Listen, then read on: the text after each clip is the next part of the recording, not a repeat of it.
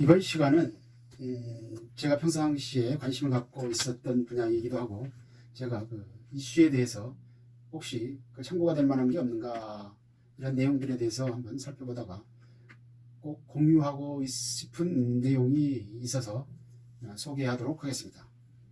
여기 이제 집주인 또는 세입자 이분들 다 공통적으로 관심이 가야 되는 부분인데, 2020년에 임대차 3법이 개정이 됐습니다.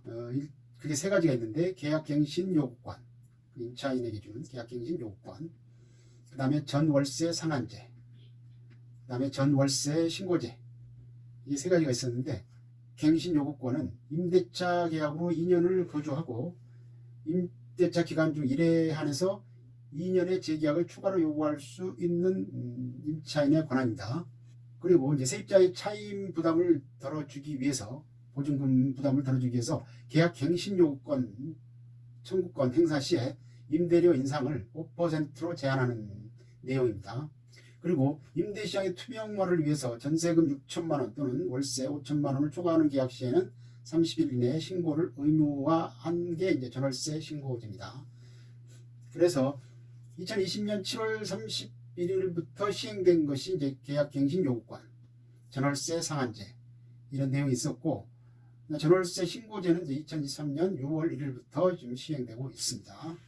근데 이런 내용들이 졸속으로 진행되다 보니까 여러 가지 지금 그 상호법 체계가 모순된 면도 있고, 주택임대차 보호법이라는 것 자체가 그 주거의 안정을 일차적인 목적으로 하고 있는데, 그런 일차적인 목적을 넘어서 어떤 때는 임대인 횡포법, 어떤 때는 임차인 횡포법, 이런 식으로 좀 해석되는 경우가 있습니다.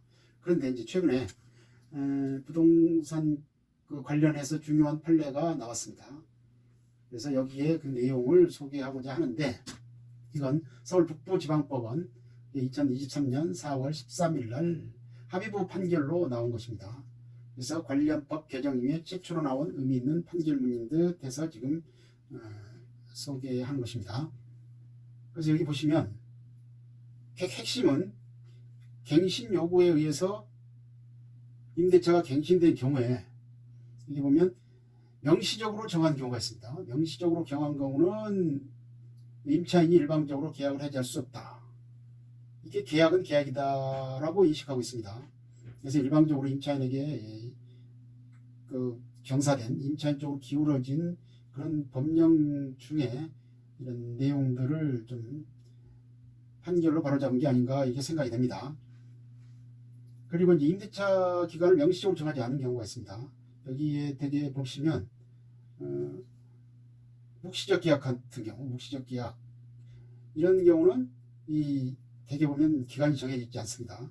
이런 경우는 임차인이 일방적으로 계약을 해지할 수 있다. 이게 지금 두 가지 핵심 내용을 담고 있습니다. 그래서 그동안 정립되지 못한 임차인 갱신 요구권에 의한 임차인의 일방적 해지 통보가 법리에 어긋난다는 판결입니다. 그래서 주택 임대차, 아까도 말씀드렸듯이 임대차 보호법이 서민의 주거 안정을 위해 만들어진 법인데도 계약 기간이 정해지지 않았다면 모를까, 이게 정해졌다고 하면 그에 따라야 한다는 취지입니다. 그에 따라야 한다는 취지. 그래서 정해진 기간을 벗어나서, 즉 계약을 일방적으로 파기한다면 임대인이 부담하지 않아도 될 재반 비용, 즉 중개 수수료 등 손해를 배상할 책임이 있다는 뜻으로 해석이 됩니다. 법을 해석할 때는 대개 이제 대법원 판례가 있으면 좋고, 뭐 아시다시피 그것도 없으면 고법, 지방법원 이런 판례를 보고, 그 다음으로 이제 정부 지침, 훈령을 보고 결정을 합니다. 그래서 이 부분에 첫 판례인 점에서 시사하는 바가 있고, 이 판례가 상당히 법리가 탄탄하다고 보입니다. 그래서 대법원까지 뭐 상고하기는 좀 어려울 듯 하지 않나, 이렇게 생각이 됩니다. 그래서 이것을 좀 이제 그 판결문을 좀 대략적으로 한번 보시면, 중간쯤에 가시면 여기 지금 내용이 나옵니다.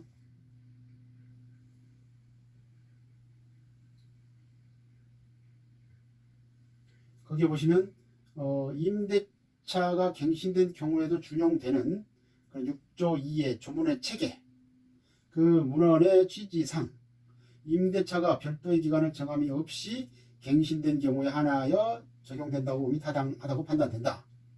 이 합의부 판단입니다. 이게 단독 판단이 아니고. 또 설령 신규 임대차 계약이 형식만 재계약일 뿐 계약 갱신 요구권에 따른 갱신의 실질을 갖는 것으로 평가할 수 있다고 하더라도 이게 형식만 재계약이고 갱신 요구권에 의해서 계약된 것이라고 하더라도 신규 임대차 이 새로 맺은 계약 갱신 요구권에 의해서 맺은 계약에서 임대차 기간을 명시적으로 정한 이상 원고가 주택임대차법 6조 2에 따라 일방적으로 임대차 계약을 해지할 수 있다고 볼 수도 없다. 그러니까 이것을 갱신 요구권에 의한 계약이라 하더라도 이게 명시적으로 날짜가 정해져 있는 이상 이 날짜를 정해진 것이 우선이다 라는 판시 내용을 볼 수 있습니다. 그래서 여기에서 이제 나온 그 핵심적인 사항은 갱신 요구권에 기해서 체결한 계약은 법정 기한 전이든 또는 후이든 임대차 기간이 명시되어 있다면 3개월 이후 해지되는 것이 아니라는 판시 내용입니다. 계약 종료에 따른 법률 관계가 계약은 이제 아까 얘기했듯이 해지 통보 3개월 후 뭐 효력을 발생한다는 그런 계약 종료에 따른 법률 관계가 당사자들의 중요한 관심사가 되고 있는 경우에는 그러한 법률 관계에 관하여 아무런 약정 없이 계약을 종료시키는 합의만 하는 것은 우리 서로 우리 계약 종료합시다 이렇게 합의만 하는 것은 여러 가지 경험칙에 비추어 보아서 이게 좀 이상한 거 아니냐. 이 경우 합의 해지가 성립하였다고 보기 어렵다. 즉 여기 내용은 주인과 협의했다고 하는 것이 해지가 성립하였다고 보기 어렵다는 판례입니다. 그래서 핵심적인 내용 언제 나가고 언제 지불하고 중개수수료는 어떻게 지불하는가에 관한 구체적인 합의가 있어야지 계약 종료됐다고 보는 것이지 일방적인 통보 후에 계약 해지는 불가하다는 논지로 보입니다.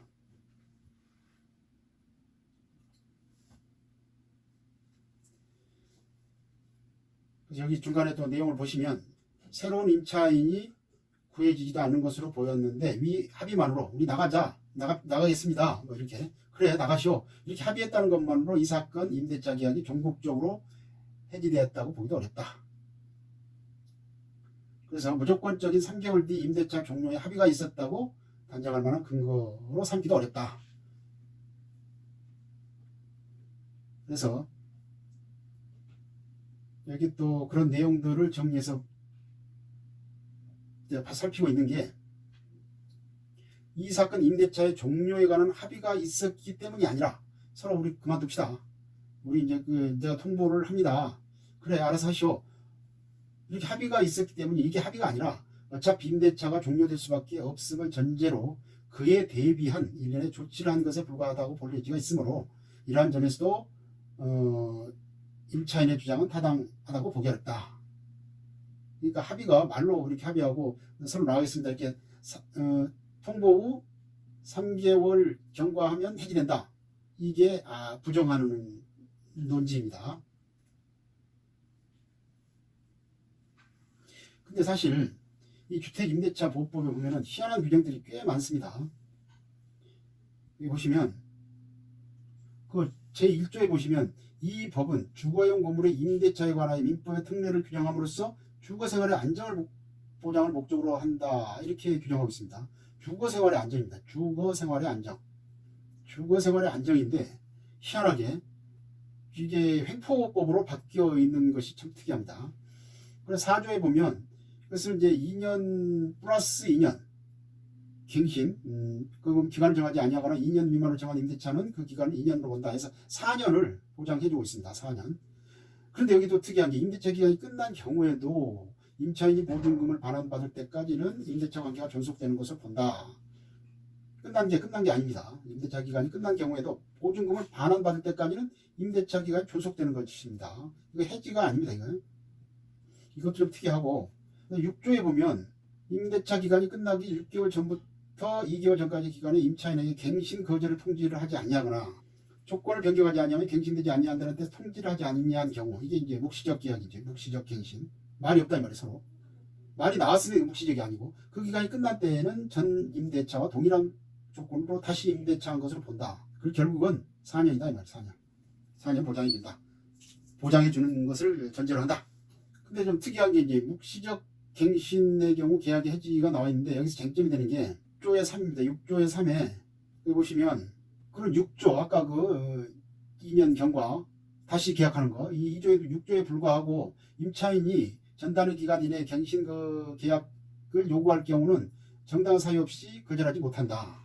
이게 지금 중복돼서 계속 규정하고 있습니다. 앞에서도 분명히 앞에 내용으로 보시더라도 이걸 저기 임차인에게 다 보장을 해놓고 또 이 내용이 6조의 3에 나옵니다. 임차인은 제1항에 따른 갱신 요구권을 1회 하나야 행사할 수 있다. 이 경우 갱신되는 임대차의 존속 기간은 2년으로 본다. 아까도 다시 계약하는 경우를 예상하고 있는데, 그때는 기간이 이제 없었는데 이제 새로 2년을, 그러니까 4년을 보장해 주는 걸로 아주 못을 박았습니다. 그 다음에 3항에 보면 갱신되는 임대차는 전 임대차와 동일한 조건으로 다시 계약된 것을 본다. 다만 차임과 보증금은 7조에 보면 증감할 수 있다고 하는데 5% 이내에 증가만 규정하고 있습니다. 4항에 보면 또 이제 1항에 따라 갱신된 임대차 해지에 관해서 6조의 2를 준용한다. 언제라도 해지할 수 있다고 이렇게 돼 있는데, 여기 1항에 따라 갱신되는 계약이지 2항, 3항, 여기 입법 미비가 보이는데 2항, 3항에 의한 임대차가 아닌 1항에 따라 갱신되는 임대차로 한정하고 있습니다. 그래서 갱신 요구권에 의해서 갱신이 되었음에도 불구하고 임대차의 해지에 관해서는 아까 얘기했듯이 존속기간을 2년으로 한다든지 또는 보증금을 증감할 수 있다. 이 규정에서는 그 해지 조항이 적용이 되지 않는 걸로 지금 보이고 있습니다. 그래서 여기 이제 종합적으로 보면 아까도 말씀드렸듯이 지금 공인중개사라든가 일반 분들이 대부분 임차인이 언제라도 갱신 계약을 한 이후에 나갈 수 있지 않느냐 이렇게 얘기들 했었는데, 아마 국토부 질의회답집에도 그렇게 나와 있는 것 같습니다.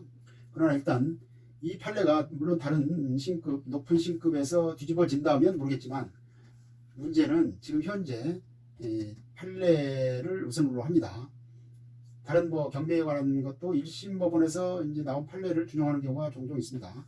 그게 아마도 이제 다른 신급에 올라가 봐야, 다퉈 봐야 승산이 없다 해서 이제 항소나 상고를 포기했기 때문에 그럴 수도 있을 것으로 보입니다. 그래서 오늘은 1심 판결이지만 의미 있는 판결이 나왔기 때문에 이 판결을 소개하는 기회를 가져봤습니다. 앞으로도 필요한 또 이슈가 되는 판례들을 소개하는 기회를 갖도록 하겠습니다. 자, 감사합니다.